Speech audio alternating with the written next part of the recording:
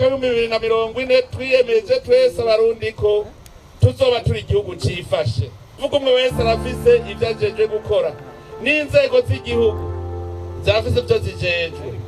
Hariho ivy'inzego z'igihugu kubungabunga neza itunga rusangi, tukabitunganya ku buryo riramira abenegihugu bose.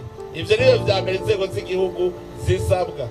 None rero muri iyo ntumbero, muri iryo mbona kazoza turavuga yuko tudashaka yuko hari umuntu azoba kivoma ku minota irenga 15. Ivyo twifuza uzoba avoma kure azoba ashobora kugenda iminota 15 gusa, kugenda n'ugaruka.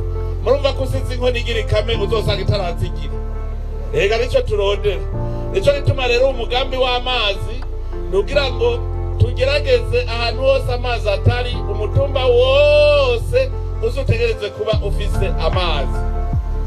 Rero niho turiho dukorera muri umugambi, aho dusanze amazi ari kure cyane ajya ava yiburuka ava mu mibande, duca tugerageza tukayimba tukayazana kugira ngo yegere abenegihugu. Ndahimbawe cyane rero gusanga nk'ubu imiryango 900 igiye kuronka amazi meza. Ubu rero ngaha ndabwiye yuko nibisabwa inzego z'igihugu, mugabo namwe ngahi wanyu imvukira abajeje intwaro nabo barafise uruhara. N'amashengero nayibagiye, nabonye musenyeri ngaha n'amashengero tayibagiye. Nk'ubu turashobora kuzana amazi rugashira robine ngaha, hagacaba nk'imvukira igaciye ishikana nayo ku metero ijana, ubundi akajana buke mugasanga hose amazi arakwiye. Reka ariko bigenda n'intambwe ku ntambwe. Nk'ubu tubagiriye umushinge, namwe muce muraba ingene muyashikiriza. Mvukira aravuga ati reka nanje ngure imiringoti y'imetero 500, ubundi akavuga ati nanje ngure imiringoti ngo ngaho kugira abantu ntibahamara umwanya, kuko twavuze ko ari kunyaruka. Aha murashaka guca mubaka akabambazi gafise amarobine 4 ku ruhande rumwe n'4 ku rundi ruhande, hakavomera rimwe abantu 8, nukuba ntibasubira guteba. Kuko ubu twese dufatana mu nda, zaba inzego z'igihugu abenegihugu twese ubu n'ubugira urunani, kandi turi kumwe nta kizotunanira. Turi kumwe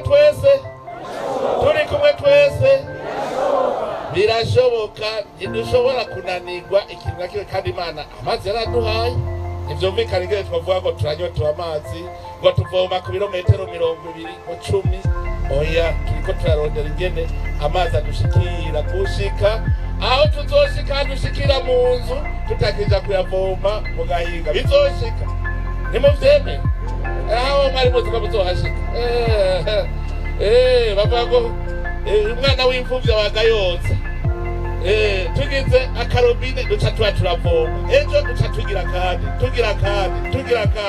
gushika muzosanga amazi ari mu nzi wacu. Ejo aho bukera muzoba bigwate, je ndabizi hinge amatara tuyakwiragiza tuyashira ahantu, muzoca mumva hariya mu mwonga mwese muja kuba mu bigwate.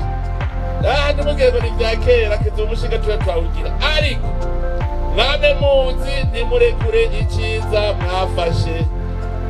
Amahoro, uku kunywana, kubona twese ubutubonana nk'abanyamuryango, tukumva ko turi bene Burundi. Iki kintu mukigumye nico cyo gitumye ibintu bihinduka. Nonga muramaze kubona bimaze guhinduka, ni byinshi cyane. Ntuzurekure iciza wafashe. Ndazi ko Burundi ari igihugu c'amata n'ubuki kuva kera na rindi, niho turiko turaja. Nijya mbona kazoza mwabonye iyo Burundi buteye imbere igihugu c'amata n'ubuki. None rero namwe ico gihugu tukirondere, dufata urugendo dufatanye urunani, ntituze tumere nk'abanyisirayeli baza baragumuka.